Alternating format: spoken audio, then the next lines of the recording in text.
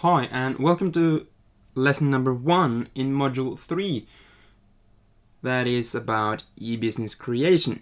So in the first lesson, which is this one, we will be talking about websites and specifically website acquisition and why you have to acquire and get your own website in order to be able to run your entire online business. So the first question right off the bat: where do you start? Where do you start in creating your own online business? Because that's what this entire module will be about. It will be about how you go forward step by step in order to create your own online business. So again, where do you start? And that is what we want to answer throughout this lesson, so that you can have a clear view over what you will need and how you can acquire it and create it. So a fully fledged business has several things, and this is a list of some of them. So once you've completed setting up your entire business, your entire online and e-business, you should have your own website. That is the first thing.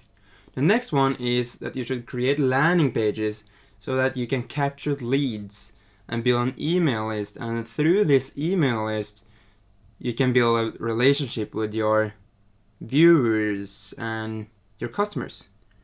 You should also have a sales page or several sales pages that promote the product or services that you provide. You should also have certain email sequences that should be sent to the leads and the emails that you gather through your landing pages. And by running different email sequences, you can provide value and generate and create a great relationship with your customer. And a full-fledged business also has a funnel or several funnels. And funnels is something you will learn about later in this module. But funnels is basically the entire journey that a visitor goes through when he or she interacts with your business. So they are typically sent from a traffic source to your landing page. Then they will opt in and go through your email sequences. But at the same time, they will go to your sales pages and your thank you pages, and that's a funnel. But you will learn more about funnels later on, so if you feel that you don't get or understand the concept around funnels, don't worry, because that's something you will learn. So let's dive into the first one, which is the website. And basically, website is the thing we will cover in this lesson. So in order to actually realize creating your own website, there are two requirements. You need your own domain and you need a hosting. Many people confuse these two, and if you're not familiar with websites and how to create them, then this is for you. If you know what I'm talking about, the entire video from now on will be about domains, what it is, what you have to think about, and hosting, what it is and what you have to think about. And at the end, I will also give examples of where you can acquire them. So if you've been through this before and have knowledge and have experience within this specific topic, you can skip ahead, but I will also require you to go through it, because at the end of the module we have a quiz. And the quiz will include questions on topics and things I will mention throughout this video, towards the end of this video. So in order to realize your own website and get one, you will need a domain and hosting. So let's dive into those two now. So the first one is domain. Domain is basically a name, or it is the name that you type into your URL when you enter Social Upcoming. So socialupcoming.com is a domain. A domain is basically a service where you purchase the license to change an IP address to words or a sentence, such as Social Upcoming or a name or a brand. So if you were to type socialupcoming.com into a domain name IP identifier, you will get an IP address out. So that specific IP address is the IP address for my website. So you're transferring an IP address with numbers into something more usable, such as a name, and socialupcoming.com is an example. And once you acquire a domain, or once you are about to acquire a domain, you have to think about a TLD, top level domain. So many people start up with, I want a .com domain. You have tons of different TLDs, and TLDs is actually the what stands at the end of the domain. So .com, .net, .cu, .no, .se, .uk, and so on. That's the top level domain. So if you are in, let's say, Norway, where I'm from, you have .no for Norway. If you're from the US, you typically go for .com, but you also can go for .co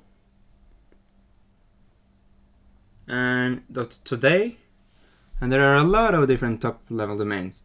But the price for the top level, or the price for the TLDs, vary from what TLD you want.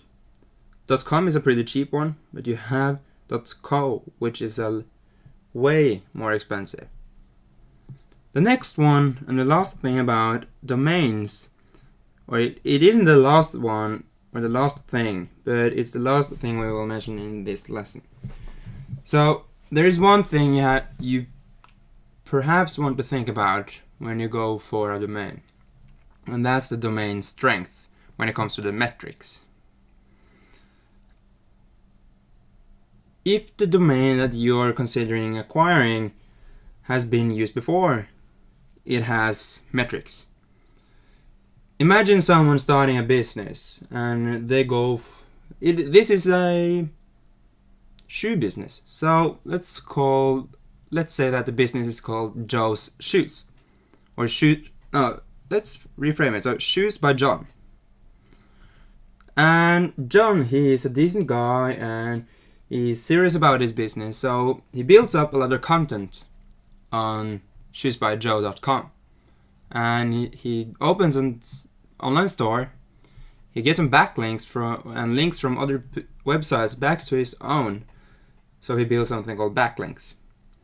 And as he continues to develop and run this online store, Google sends their spiders and their crawlers to his domain, and those ones say, hey, this website, it has good content, quality content, let's give it some points. And there are different type of points that Google gives a website. And two of them are called page authority and trust flow. And these two depend upon how many links do you have back to your websites from other websites, and how good is your content. Is it good content? Is it reliable content? Is it not spam content? And so on. So the higher the metrics that you have for your domain, the more likely and the easier it gets to get ranked on Google. So this is kind of like a more advanced way to approach domain acquiring a domain, but it is something you may have to think about if you're new as well. So that's it for the domain part. Let's move on to the hosting part. Hosting is basically a physical server that you acquire to host the files that will be on your website. So your website is files. It's based off files, and once you go through a website, you go through different files with HTML, CSS, JavaScript, and PHP codes. And this server has different types of servers. You have shared servers, you have cloud servers, and you have dedicated servers. So most websites run off shared servers. So a shared hosting or a shared server is basically where a lot of websites are hosted on the same physical server. So they're hosted with the same hard drive, but they're split into different folders, and they run off the same CPU, and therefore they share the performance of that specific server. This is the cheapest one, and it is the one that most people use. Then you have the cloud server, which runs off the cloud, and everything is in the cloud, and it isn't possible to lose the content. Then you have the dedicated server, which is basically the upgraded version of the shared ones, which gives you an entire server, an entire hard drive, an entire CPU dedicated to your website and your hosting server. So the dedicated servers are the most expensive ones, but it is also the most reliable ones, because you are the only one draining the performance and tapping it into the performance. And there is one thing to mention. When you want to acquire your own website, you can get the domain and hosting from different places. But what I recommend is that you get both of them on through the same service. This makes it easier, and you don't have to handle with domain name services and so on to send a website name to the hosting and make so that the hosting has the rights to use the domain name and so on. So my personal recommendation is that you get both domain and hosting at the same website provider, so that you don't have to mess around with the technical stuff that comes with acquiring websites and domain in different places. So let's move on to actually giving you a couple of examples. So my personal favorite, and the one that I use personally, is Onecom. It isn't the most known one, but I find it really good because of different reasons. Number one, it is cheap, and number two, they have awesome support. They have support open 24 hours a day, which differ from the other ones, or one other that I've tried called GoDaddy, which is the next one I will mention. On the screenshot that I have here now on my slide, it shows Norwegian kroners. So $1 is equal to about 8.5 NOK. So the starter pack is a bit above $2 a month. The Professional Plus is about $3.2 a month. And the business one is about $10 a month. The starter pack is basically the starter pack or a hosting for one single domain. The Professional Plus package gives you the opportunity to host several domains. And the same one goes for business. So the difference between Professional Plus and business is the hard drive space, the CPU, and the RAM, memory. So depending on what your requirement is, you can choose between the three packages. I personally use the Professional Plus one because I have several websites that I want to host, but also due to it being on it having a discount as of now, so a 50% discount. So you will get the next 12 months on a 50% discount. And also, I will leave the links for the different places where you can get your website and your website through with your domain hosting at the bottom of this page, below this video. And the reason why Onecom is my favorite as well is because I have a referral link, and if you use that referral link, you will get about $8 off your purchase. So you will get $8 off your purchase if you choose Onecom through the link at the bottom of this page. There are this resources used section, and you can find a link there.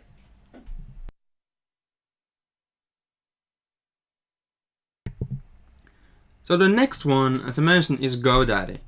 I've tried GoDaddy, and I actually tried it because I got a wicked and a really great discount. I got it for 90% off. So I paid like, I think it was 75 cents for both domain and hosting for a year. So that was super cheap. But their support was horrible.